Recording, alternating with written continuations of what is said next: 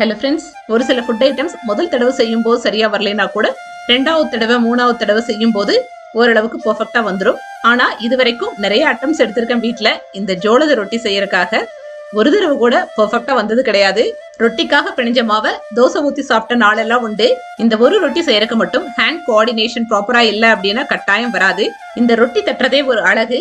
ஒரு மெட்டு போட்ட மாதிரி தான். அந்த சவுண்ட் நமக்கு ப்ராப்பரா நம்ம கையில வர வரைக்கும் ரொட்டி வரப்போறது கிடையாது. நீங்களே கேட்டு பாருங்க.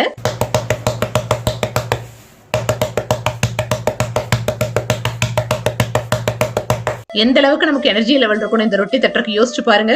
வாக்கிங் போகும்போது நானும் ஹஸ்பண்டும் ஹெல்த்தி ஃபுட்டை பத்தி பேசிட்டு போகும்போது இப்படி ஒரு ரொட்டி தட்டிட்டு இருக்க அக்காவை பார்த்ததும் இமீடியட்டா இதை விட ஒரு பெஸ்ட் ஃபுட் இருக்காதுன்னு நேத்து நைட் டின்னருக்கு சோள ரொட்டியும் பிரிஞ்சால் கிரேவியும் தான்.